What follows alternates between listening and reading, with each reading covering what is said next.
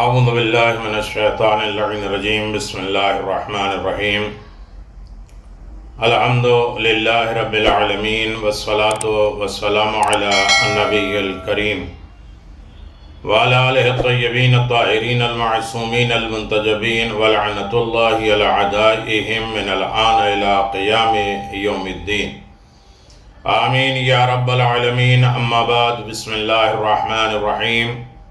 یا ایھا الذین آمنوا کتب علیکم الصیام کما کتب علی الذین من قبلکم لعلکم تتقون. سامعین محترم، سائمین محترم، قائمین محترم، عبادت گزاران الہی، ماہ رمضان المبارک کی برکتیں، رحمتیں، مغفرتیں، عنایتیں جاری و ساری ہیں بحمد اللہ، اور آپ حضرات اس سے مستفید ہو رہے ہیں. پیغمبر اسلام احمد مصطفیٰ محمد مصطفیٰ صلی اللہ علیہ وآلہ وسلم نے ہمیں اس ماہ مبارک رمضان کے لیے بہت سی نصیحتیں فرمائی ہیں، اور ان نصیحتوں کو یقیناً ہمیں بروئے کار لانا ہے. 30 روزے، 30 پیغام، 30 ہدایتیں، 30 عنایتیں، 30 رحمتیں، 30 عادات، اطوار، 30 طریقے، سبیل یا 30 روزے اور 30 دن خود سازی، اپنے آپ کو سجانا اور سنورنے. پیغمبر اسلام نے فرمایا کہ کچھ چیزیں ایسی ہیں جو میں ماہ رمضان سے پہلے آپ کو اور تمام اپنے چاہنے والوں کو حکم دے رہا ہوں کہ اس ماہ رمضان میں کم از کم یہ چیزیں اپنے سامنے رکھو اور اس پر عمل کرنے کی کوشش کرو. سب سے پہلے اللہ سے دعا کرتے رہو. تمہارا سلسلہ دعا سے کبھی ٹوٹنا نہیں چاہیے. مایوس نہیں ہو، پریشان نہ ہو. حالات سے دوچار ہونے کے بعد دعا سے رابطہ نہ توڑ دینا، خدا سے رابطہ نہ توڑ دینا. غریبوں کی مدد، ایسا نہ ہو کہ ہم جو ہے تنگ دست ہیں، مفلس ہیں، اب غریبوں کی مدد ہم کیسے کر سکتے ہیں. تنگ دستی، مفلسی، غریبی، فقیری ہی میں تو دوسروں کو یاد کرنا، دوسروں کے غریبوں کی مدد کرنا ہے. یتیموں کا احترام اور ان کی امداد اور مدد، یہ سب روزے کے پوائنٹ ہیں. انسان صرف پیٹ کا اور زبان کا روزہ نہ رکھ لے، بلکہ غریبوں کا خیال کرے، اللہ سے دعا کا رابطہ رکھے، یتیموں کا احترام رکھے، ان کی مدد کرتا رہے، بزرگوں کی عزت اور بچوں سے پیار لگاؤ، مومنوں کے لیے افطار کا اہتمام. یہ پیغمبر اسلام کے خطبہ شعبانیہ میں موجود ہے. اپنا کردار درست رکھنا اور دوسروں کو اذیت نہ پہنچانا، اپنی زبان اور کان اور آنکھوں کو حرام چیزوں سے محفوظ رکھنا، روز قیامت کی بھوک اور پیاس کو یاد کرتے رہنا، واجب اور مستحب نمازیں ادا کرنا، تعقیبات نماز اور دعاؤں میں توجہ کرنا، بہت زیادہ محمد اور آل محمد پہ صلوات اور درود پڑھتے رہنا. توبہ اور استغفار کا دروازہ کھلا ہوا ہے، اس سے فائدہ اٹھاتے ہوئے توبہ استغفار کرتے رہنا. استغفار اور طولانی سجدہ، لمبے لمبے سجدے، شکرانے کے طور پہ، استغفار کے طور پہ، توبہ کے طور پہ بارگاہ رب العزت میں گڑ گڑاتے ہوئے انکساری کے ساتھ اس کی بارگاہ میں حاضر رہے. اور اس کے بعد خوف خدا رکھنا. یہ وہ پیغمبر اسلام نے ہمیں دستور دیا ہے کہ کم از کم انسان ان تمام معارف میں اور ان تمام چیزوں میں ہر دن قدم ایک بڑھائے، اور قدم بڑھاتے بڑھاتے انسان کی خدمت میں پیغمبر اسلام نے بہت سی دولتیں دی ہیں. ہر دن کا ایک پیغام، ہر دن کی ایک نصیحت، ہر دن کا ایک درس، ہر دن کی ایک عظمت، ہر دن کے ایک آداب و اطوار اور اخلاق. جیسے کہ خود تقوی کے 30 مرحلے اور زینے ہیں، اور پیغمبر اسلام صلی اللہ علیہ وسلم فرماتے ہیں اللہم اجعل صیامی فیہ صیام الصائمین وقیام فیہ قیام القائمین ونبہنی فیہ عن نومة الغافلین وہب لی جرمی فیہ یا الہ العالمین واعف عنی یا عافیا عن المجرمین۔ اے معبود، اے میرے پروردگار، میرا آج کا روزہ حقیقی روزے داروں جیسا قرار دے دے۔ کچھ لوگوں نے حقیقی روزہ رکھا ہے، میری عبادت کو سچی عبادت گزاروں جیسی قرار دے دے، مجھ کو ہوشیار کر دے، خواب غفلت سے بیدار کر دے، ہوشیار کر دے، نیند سے جگا دے، میرے گناہوں کو بخش دے۔ اے عالمین کے معبود، مجھ کو معاف کر دے، اے گناہوں کے معاف کرنے والے پروردگار۔ اہم ترین نقطہ یعنی قدم، یہ پیغام یہ ہے، ایسی توفیق کی درخواست جس سے حقیقی روزہ دار بنایا جا سکے، توفیق الہی ہو، اور ایسا روزہ ہو کہ جو لوگوں نے روزہ رکھا ہے، جن کے روزے پہ آیتیں نازل ہوئی ہیں، جن کے روزے پہ اللہ نے شکرانہ ادا کیا ہے، قرآن کی آیتیں بھیجی ہیں، ایسے روزے کی توفیق مانگ رہے ہیں، کم از کم اس کے قریب تو جا سکے۔ نماز اور شب زندہ داری، رات کی بیداری انجام دینے کی درخواست، ایسی نمازی کہ پاؤں سے تیر نکل جائے خبر نہ ہو، اور وہی ایسا نمازی جو سائل آئے تو اپنے ہاتھ کی انگوٹھیاں بھی دے دیں، دوسروں کو محروم اور مایوس نہ کریں۔ اپنی ذات کی تکلیف برداشت کرنا، دوسروں کی تکالیف کو برداشت نہیں کرنا۔ ایسی نماز نہ ہو کہ دوسروں سے ہم غافل ہو جائیں۔ بارگاہ رب العزت میں عفو، بخشش، توبہ اور استغفار کی درخواست ہے۔ دعائیہ فقرات میں مختصر اگر تشریح کیا جائے، یعنی پہلا قدم میں آپ کی خدمت میں گزارش کروں، اللہم اجعل صیامی فیہ صیام الصائمین وقیام فیہ قیام القائمین۔ اس دعائے جملے میں یہ بات ظاہر ہو جاتی ہے کہ اعمال اور عبادات کا دو رخ ہے، ایک ظاہر ایک باطن، ایک اوپن اور ایک اندر ہے۔ اس دعا کے ذریعے در حقیقت ہم درخواست کرتے ہیں، ریکویسٹ کرتے ہیں کہ ہماری ظاہری، ہماری اوپن لائف یا انٹرنل لائف ظاہری روزے کے ذریعے حقیقی واقعی روزے تک پہنچا دے۔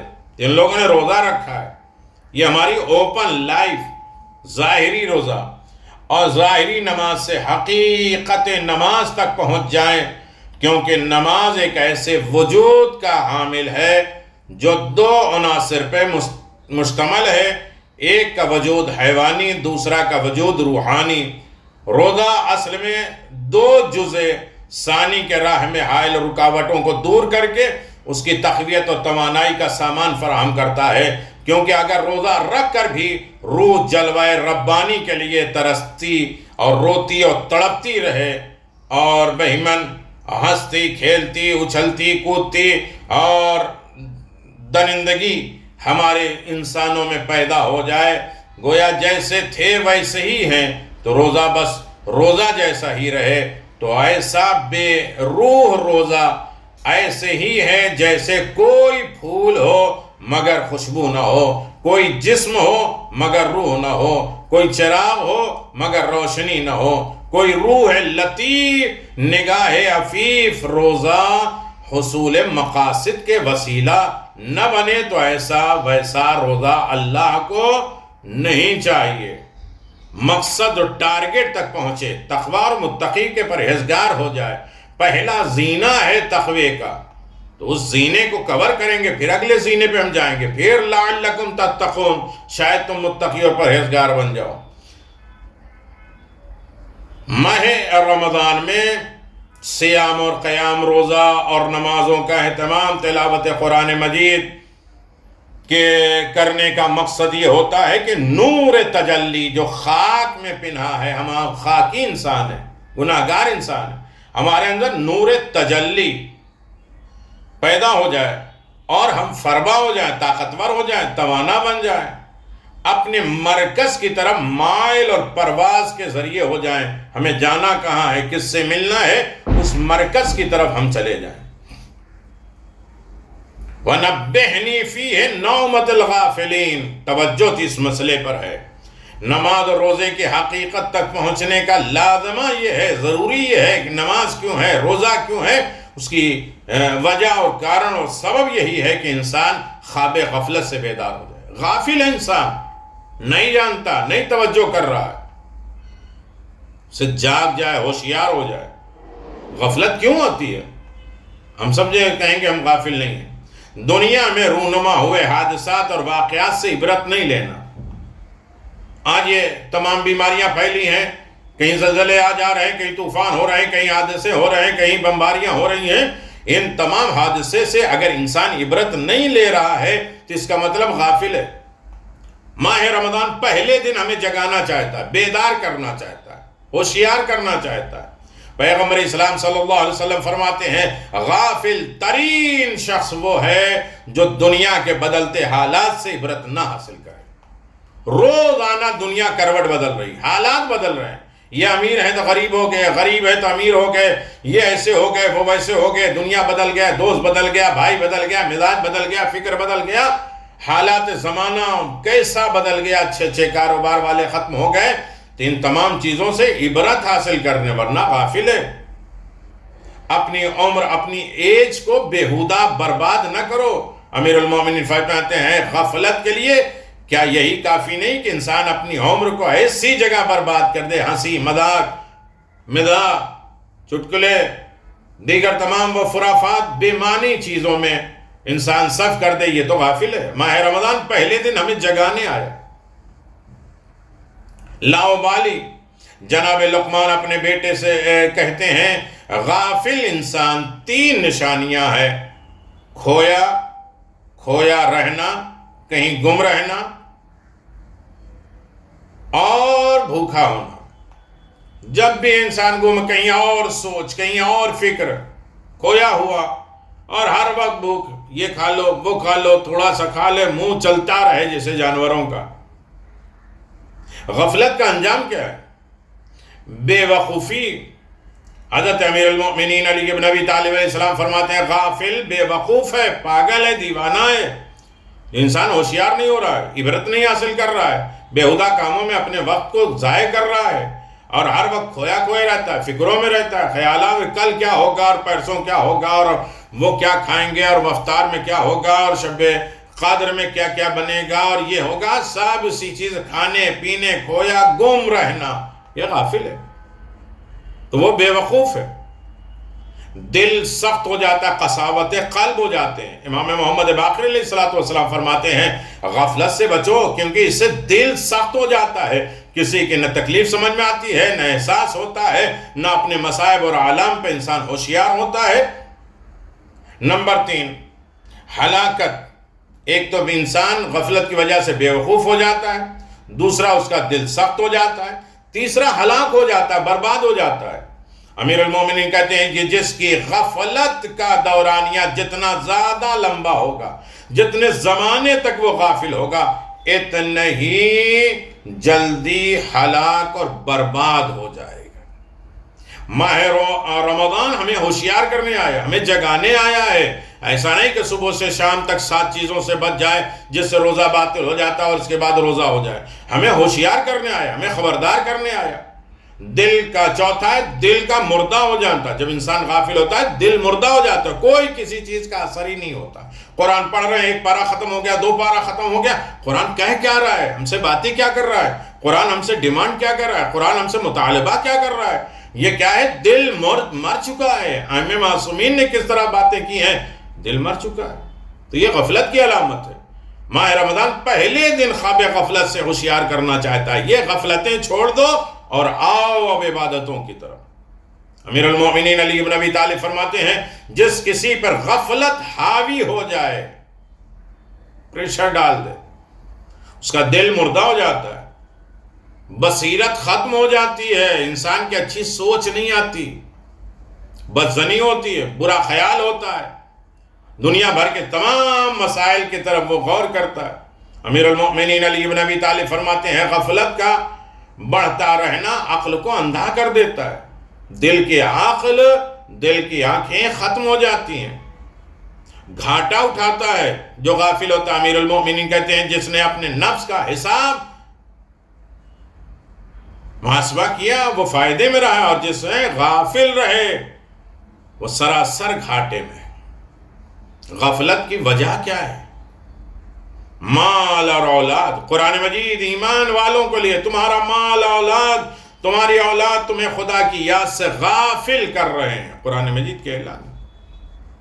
ایسا کریں کہ وہی لوگ کھانا گھاٹا اٹھانے والے ہیں، آرام اور آرائش. قرآن مجید کہتے ہیں اصل بات یہ ہے کہ تم نے انہیں، ان کے بزرگوں کو عزت دنیا عطا کر دی تو یہ تیری یاد سے غافل ہو گئے. نمبر 3، زیادہ کی ہوس. یہ مل جائے، وہ مل جائے، ایسا ہو جائے، ایسا ہو جائے، یہ کر لیا تو وہ کر لیا، تو وہ ہو جائے تو ایسا ہو جائے. زیادہ ہوس ہو. الہاکم التکاثر حتی زرتم المقابر. تمہیں باہمی آپسی مقابلے میں انہوں نے اتنے افطار میں خرچ کیا تو ہم اتنا کریں گے. انہوں نے یہ شرمال، یہ دعا اور یہ کام، یہ چیزیں رکھی ہیں، اس سے بہتر ہونا چاہیے. خلوص ضروری ہے. یہ کثرت مال اولاد کا مقابلہ کرنا یہ غفلت ہے. وَحَبْلِ جُرْمِ فِيهِ یا الہ العالمین وَعْفُ عَنِّی یا عَافِيًا عَنِ الْمُجْرِمِينَ.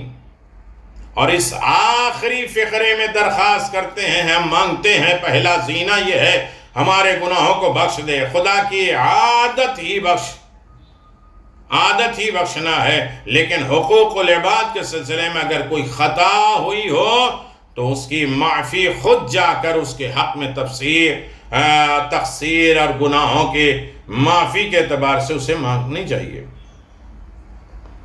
یقیناً اگر اسے ہم ایک پیغام سمجھیں اور اسے ایک عنوان جان لیں اور ایک درس جان لیں، ایک عادت جان لیں، ایک دروس میں اسے شامل کر لیں، تو پہلی چیز ہے کہ دعا کا پیغام، روزے کی قبولیت کی درخواست ہے. ریکویسٹ کیا ہے؟ روزہ ہمارا قبول کر لے. نماز کی قبولیت کی درخواست ہے. خواب غفلت سے بیداری ہے. گناہوں کے بخشش کی درخواست. یہ 4 عنوان پہلے زینے پہ، اور مین چیز ہے خواب غفلت سے بیداری. چنا ہوا پیغام. اس سے ہمیں ملا کیا ہے؟ رمضان، ماہ رمضان کے پہلے دن ہم خدا سے درخواست کرتے ہیں کہ ہمیں خواب غفلت سے بیدار رکھ، تاکہ ہماری نجات کا ضامن اور نماز اور روزے کو ہم انجام دے سکیں. کیوں غفلت ہے؟ جہالت کی وجہ سے، نادانی کی وجہ سے. خود اپنے آپ کو ہم دیکھتے ہیں، ہم اپنا سوچتے ہیں، اپنا خیال کرتے ہیں، اپنے بارے میں کرتے ہیں. یہ خود بینی ہے جو انسان کو غافل کر دیتی ہے. مفت بے محنت کی نعمتیں جو ملتی ہیں اس سے غافل ہو جاتے ہیں انسان. جسم سلامت ہے اس لیے غافل ہو جاتے ہیں. جن کے یہاں بیماری ہے، جن کے یہاں جنازے نکلتے ہیں، جن کے یہاں اور تکلیفیں ہوتی ہیں، ان سے پوچھو. ہمارے جسم سلامت اس لیے ہم غافل ہیں. لمبی لمبی آرزویں، تمنائیں، اس لیے ہم غافل ہیں. غفلت کا نتیجہ کیا ہوگا؟ یعنی یہ پوائنٹ ہم یاد کریں گے تو اگلی منزل پہ ہم داخل ہوں گے. غفلت کا نتیجہ ہے دل سخت ہو جائے، دل مردہ ہو جائے، برے اعمال کرنے کے لیے، فساد اعمال کرنے کے لیے انسان تیار ہو جائے، خدا سے دوری ہو جائے، انسان کی ہلاکت ہو جائے. غفلت کی نشانی، ہر انسان یہ سوچتا ہے میں غافل نہیں ہوں. ماہ رمضان کا پہلا روزہ ہمیں جگانے کے لیے آیا ہے، غفلت سے بیدار کرنے کے لیے آیا ہے. غفلت کی نشانیاں: حقائق کو نہ دیکھنا، بس لڑ جانا، دیکھ لینا حق کیا ہے، حقیقت کیا ہے، کس کا حق ہے، کس کا نہیں حق ہے. ہمیں ہر طریقے کا فیصلہ کرنا. ہم اپنی پارٹی کی طرف حمایت کریں، حق کو نہ دیکھیں. یہ غافل ہے. فاسد اور مفسد افساد کے ساتھ بیٹھے، جو فساد پھیلاتے ہیں، جو اختلاف لاتے ہیں، جو لڑائیاں کراتے ہیں، ان کے ساتھ بیٹھنا، کہ بیٹھ کے ساتھ عبادت کرنا، یہ عبادت سے دوری کا نتیجہ ہے. بیدار کرنے والے اسباب. کیسے انسان جاگے کہ کیسے بیدار ہوگا؟ توجہ کرے، خواب غفلت سے بیداری ہو، اپنی عمر کو بےہودہ کاموں میں نہ ڈالے اور زیادہ زیادہ مال اور اس کی کثرت یا ریاکاری نہ ہو، دکھاوے کے لیے کوئی کام نہ ہو، تو انسان یقیناً خواب غفلت سے بچ گیا۔ یقیناً ہر قدم 30 دن 30 پیغام، اب ہر پیغام کو تو ہم نہیں ڈیل کر سکتے ہیں، گہرائیوں میں نہیں جا سکتے، لیکن پہلا پارہ قرآن مجید کا، جس مہینے میں ایک آیت پورے قرآن مجید کے پڑھنے کا ثواب ملتا ہے، بہار قرآن کا مہینہ، پہلا پارہ، اس میں 5 باتیں ہیں۔ انسان کی قسمیں کیسے، کتنے طریقے کے انسان ہوتے ہیں، اعجاز قرآن، قرآن کا معجزہ کیا ہے، جناب آدم کے پیدا کرنے کا واقعہ، بنی اسرائیل کے حوال، حضرت ابراہیم کا قصہ اور ارادہ، انسان کتنے طریقے ہیں، منافقین، کافرین، مومنین، 3 طریقے کے انسان ہیں۔ ہم اپنا حساب کر لیں کہ ہمارا منافقوں میں، کافروں میں تو نہیں ہوتا ہے، بحمد اللہ ہم مومن ہیں، تو خطاب ہے یا ایھا الذین آمنوا کتب علیکم الصیام، اے لوگوں روزہ رکھو، مومنوں روزہ رکھو۔ مومن کی 5 صفات ہیں۔ مومن کون کون ہیں؟ جو غیب پر ایمان رکھے، نماز قائم کرے، انفاق کرے، راہ خدا میں خرچ کرے، اچھے حالات برے حالات کبھی بھی ہو راہ خدا میں خرچ کرے، ایمان کتابوں کے جو اللہ نے کتابیں نازل کی ہیں اس کے اوپر ایمان ہو۔ 2 ماہ رمضان کو جناب ابراہیم کے لیے صحیفہ نازل ہوا، اور آخرت کے اوپر، قیامت کے اوپر، حساب و کتاب کے اوپر یقین ہو۔ منافقوں کی عادتیں کیا ہیں؟ ہم یہ کاؤنٹ کر لیں کہ ہمارا نام منافقوں میں ہے یا مومنوں میں ہے۔ جھوٹ بولنا، دھوکہ دینا، ہم اپنی طرف سے اپنے حساب سے فیصلہ نہ کریں، دوسرے لوگ ہمارے بارے میں کیا فیصلہ کرتے ہیں، یہ جھوٹا ہے، وعدہ خلافی کرتا ہے، دھوکہ دیتا ہے۔ عدم شعور، عقل مندی نہیں، ہوشیاری نہیں ہے، قلبی بیماری، دل کی بیماری، بہت سی جو ہے قساوت قلب، دل مردہ ہے، دوسروں کے لیے ہم و غم کے لیے تیار نہیں ہوتے ہیں، دوسروں کے لیے دل ہمارا پھیلتا نہیں ہے، دوسروں کو ہم عطا نہیں کرتے، سخاوت نہیں کرتے، صفاحت، احکام الہی کا مذاق، فتنہ و فساد، جہالت، ضلالت، تذبذب، یہ کام کریں یا وہ کریں، یہ کام کریں، کبھی یہ سوچے کبھی وہ سوچے، کبھی یہ کریں یا بھی کریں، ہر چیز میں انسان کو تذبذب ہو جائے، ڈاماڈول ارادے ہوں، تو یہ مومنوں کی علامت نہیں ہے۔ مومن مستقل ہوتا ہے، مستقر ہوتا ہے۔ اور کفار کے بارے میں بتایا کہ ان کے دلوں اور کانوں پر مہر لگا دی گئی۔ قرآن کا معجزہ کیا ہے؟ جن صورتوں میں قرآن کی عظمت بیان ہوئی ہے، ان کے شروع سے سورہ مقطعات یعنی وہ ٹکڑے والے حرف بیان کیے گئے ہیں، اور یہ بتائے گئے ہیں کہ انہیں حروف سے تمہارا کلام میں بنتا ہے، اور انہیں تمام حروف سے کلام بنتا ہے، زبان بنتی ہے، لہجہ بنتا ہے، قرآن بنتا ہے، اور اللہ تعالیٰ بھی مگر تم لوگ اللہ تعالیٰ کے کلام جیسے کلام نہیں کر سکتے، یہ قرآن کا معجزہ ہے۔ جناب آدم کا قصہ، اللہ تعالیٰ نے آدم علیہ السلام کو خلیفہ بنایا، فرشتوں کا انسان کو فسادی کہنا، فرشتے نے کہا انسان فسادی ہیں، اللہ تعالیٰ نے آدم علیہ السلام کو علم دیا، فرشتوں کا اقرار ہے عدم علم کرنا کہ ہمارے پاس علم نہیں ہے، جو تو نے سکھا دیا وہی ہمارے پاس ہے، فرشتوں سے حضرت آدم کو سجدہ کروانا، شیطان کا انکار کرنا پھر اسے مردود کر دینا، جنت میں آدم اور حوا علیہ السلام کو شیطان کا بہکانا اور پھر انسان کے خلافت زمین پر آنا، یہ جناب آدم کے قصے میں پہلے پارے میں ہے، یعنی یہ پیغامات ہے 30 دن کے روزے میں پہلا پیغام، یہ بنی اسرائیل کے حال احوال بیان کیے ہیں۔ کفران نعمت، بنی اسرائیل کیا ہے؟ نعمتوں کا کفر کرتے تھے، دسترخوان اوپر سے آ رہا ہے، کھانا اوپر سے آ رہا ہے، اس کے بھی نگلیکٹ کر دیا، نعمت کا شکران نہیں کیا، تو اللہ تعالیٰ نے ان کے اوپر نعمت نازل نہیں کی، نعمت کو چھین لیا، ان کے اوپر لعنت کو نازل کر دیا۔ جو نعمت کی قدر نہیں کرتا، کفران نعمت کرتا ہے، اللہ ان سے نعمت کو چھین لیتا ہے، ان کے اوپر لعنت نازل کر دیتا ہے۔ 5واں جناب ابراہیم علیہ السلام کا قصہ، جناب ابراہیم علیہ السلام کا اپنے بیٹوں کے ساتھ مل کر خانہ کعبہ کا بنانا، اور پھر اللہ تعالیٰ سے اسے قبول کروانا، پھر توبہ اور استغفار کرانا، یہ ایک خلاصہ تھا پہلے پارے کا. جب ہم پہلا پارہ پڑھیں تو کم از کم ان تمام چیزوں کی طرف متوجہ رہیں تاکہ ہم یہ سوچیں کہ قرآن ہم سے بات کیا کر رہا ہے. قرآن کی باتوں کو ہم سمجھیں، غور کریں، اس پر عمل کریں. اور یقیناً ماہ رمضان کا روزہ، امام جعفر صادق علیہ السلام فرمایا، روزہ صرف اپنے آپ کو کھانے پینے کی چیزوں سے بچا لینے کا نام روزہ نہیں ہے. روزے کے کچھ شرطیں ہیں اور مکمل کامل روزہ اگر آپ رکھنا چاہتے ہیں تو اپنی زبان کو جھوٹ سے بچاؤ، اپنی آنکھوں کو برائی سے بچاؤ، ایک دوسرے کے ساتھ لڑائی نہ کرو، ایک دوسرے کے ساتھ حسد و جلسی نہ کرو، ایک دوسرے کی غیبت نہ کرو، ایک دوسرے کے ساتھ بحث و تکرار نہ کرو، اور ایک دوسرے میں اختلاف نہ ڈالو. دل توڑو نہیں، دل جوڑو. ایک دوسرے کو گالی نہ دو، ایک دوسرے پر ظلم نہ کرو، بدتمیزی نہ کرو، یاد خدا اور نماز سے بالکل غافل نہ ہو. ایسے بن جائیں جیسے قیامت کی سختی کو دیکھ رہے ہو اور قیامت میں حساب و کتاب ہو رہا ہو. اس دن کے لیے کچھ اکٹھا کر لو جس دن خدا کا سامنا کرو گے. روزے کی حالت میں خدا کی محبت دل میں ہو. بس اگر ان اعمال کو بطور کامل انجام دیا تو حقیقت میں روزہ داروں میں قرار پاؤ گے. لیکن اگر ان اعمال میں کوتاہی کر لی، اور جتنی مقدار میں کوتاہی کرو گے اتنی مقدار میں روزہ فضل و ثواب سے ہم محروم رہ جائیں گے. جناب حر عملی وسائل الشیعہ، روزے کے لیے پیغمبر اسلام صلی اللہ علیہ وسلم فرماتے ہیں کہ قال اللہ تبارک و تعالی الصوم لی وانا اجزی بہ. اللہ تعالیٰ نے فرمایا روزہ میرے لیے ہے اور میں خود اس کے اجر دیتا ہوں. اللہ انسان کو ان کے ہر نیک کام میں چاہے وہ کم ہو یا زیادہ ہو اجر و ثواب عنایت کرتا ہے.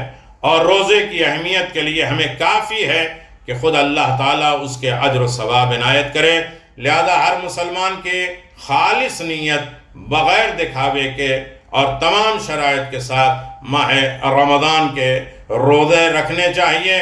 ماہ رمضان کا روزہ اہم ترین روزہ ہے اور پیغمبر اسلام صلی اللہ علیہ وسلم فرماتے ہیں کہ یقیناً روزہ اللہ کا ہے اور اللہ اس کا بدلہ دے گا. اللہ تو سب چیزوں کا بدلہ دیتا ہے لیکن خاص طریقے سے رمضان.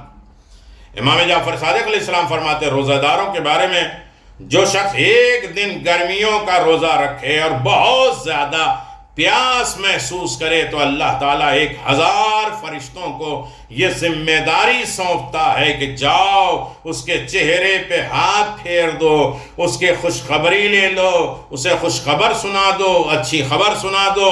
جب وہ روزہ افطار کرتا ہے تو اللہ فرماتا تیری روح، تیری خوشبو کتنی عمدہ اچھی ہے، اے ملائکہ گواہ رہنا میں نے اسے معاف کر دیا. اللہم صلی علی محمد و آل محمد وعجل فرج آل محمد. سامعین محترم، مولا کائنات امیر المؤمنین علی بن ابی طالب علیہ السلام سے روایت نقل ہے کہ رسول خدا صلی اللہ علیہ وسلم خطبہ شعبانیہ دیتے ہوئے فرمایا کہ رمضان المبارک ایسا مہینہ ہے جس میں تمہیں اللہ کے یہاں دعوت دی گئی ہے اور تم لوگ کرامت خدا کے مہمان قرار دیے گئے ہو. اس مہینے میں تمہاری سانس لینا تسبیح ہے، سونا عبادت ہے، اعمال قبول ہے، دعائیں مستجاب ہیں. لہذا تم سب اس مہینے میں نیک اور سچی نیت اور پاک دلوں سے کے ساتھ اللہ تعالیٰ سے سوال کرو کہ تمہیں اس مہینے کے روزے رکھنے اور قرآن پاک کی تلاوت کرنے کی توفیق عنایت فرمائے. کیونکہ بدبخت وہ شخص ہے جو اس بابرکت مہینے میں بھی غفران الہی سے محروم رہا اور اللہ کے معافی سے محروم رہا. دیکھیے یقیناً یہ پہلا قدم ہے. سحری کے بھی احکام ہیں. آیت اللہ سیستانی نے فرمایا ایک شخص فجر کے وقت غفلت کے عالم میں سحری کرتا رہا یہاں تک کہ فجر کا وقت گزر گیا اور پھر اس کو پتہ ہی چلا کہ فجر ہو چکی ہے تو اس کے اوپر کیا واجب ہے. جواب دیتے ہیں کہ ضروری ہے کہ اس دن کی قضا کرے اور احتیاط واجب کے بنا پر مغرب تک بغیر کچھ کھائے پیے رہے اور پرہیز کرے تمام چیزوں سے. ہاں اگر اس کی سحری کرتے وقت فجر کے طلوع ہو جائے اور اسے یقین نہ ہو کہ تو اس کا روزہ صحیح ہے، جان بوجھ کے نہ کیا ہو تو روزہ صحیح ہے۔ ہم سحری کر رہے تھے کہ اذان فجر ہو گئی، اس کی وجہ یہ تھی کہ ہماری گھڑی 5 منٹ پیچھے رہ گئی، اور اس بارے میں کیا حکم ہے؟ جواب یہ ہے کہ اس پر قضا واجب ہے، یعنی بہت غور کے ساتھ، یعنی صرف سحری کرنا واجب نہیں ہے، ضروری نہیں ہے۔ سحری اصل میں استغفار کا وقت ہے، توجہ کا وقت ہے۔ نہ سحری کرے تب بھی بیدار رہو، ہوشیار رہو، آمادہ رہو، یہ خدا سے قریب ہونے کا بہترین دروازہ ہے۔ اللہم صلی علی محمد وعلی محمد، وہ چیزیں جو روزے کو باطل کر دیتی ہیں، جنرل چیزیں، پہلا پیغام ہے 30 دن کا روزے کا پہلا پیغام ہے کھانا پینا چھوڑ دینا، بہت سی شرطیں اس میں ہے۔ جمع کرنا روزے کو باطل کرتا ہے، استمناء کرنا روزے کو باطل کر دیتا ہے۔ اللہ تعالیٰ اور پیغمبر اور ائمہ معصومین جناب سیدہ کے اوپر احتیاط واجب کی بنا پہ جھوٹے نسبت دینا، احتیاط واجب کی بنا پہ غلط غرد و غبار اپنے حلق سے لے لینا، اذان صبح تک جنابت حیض نفاس میں باقی رہنا، کسی سیال چیزوں سے حق نہ لینا، اور عمدن جان بوجھ کے قے کرنا، یہ تمام روزے کو باطل کر دیتا ہے۔ یہ پہلا پیغام ہے۔ روزے کا خیال رکھیے، عبادتوں کا خیال رکھیے، اپنے مرض کا خیال رکھیے، تکلیفوں کا خیال رکھیے، اور خاص طریقے سے غریبوں کا خیال، ضرورت مندوں کا خیال، پڑوسیوں کا خیال، اور گھر والوں میں تمام فرد کا خیال رکھنا ہمارے لیے فرض ہے، تاکہ ہمارا عمل روزہ کہے جانے کے قابل ہو جائے، بھوک پیاس نہ رہے، بلکہ روزہ الہی ایک دولت، ایک نعمت کا نام ہے جس میں ہم شریک ہو جائیں۔ والسلام علیکم ورحمۃ اللہ وبرکاتہ، وآخر دعوانا ان الحمدللہ رب العالمین۔ السلام علیکم ائمة الہدی ورحمۃ اللہ وبرکاتہ۔ استودعكم الله وأقرأ عليكم السلام۔ آمنا بالله وبالرسول وبما جئتم به ودللتم عليه، اللهم فاكتبنا مع الشاهدين۔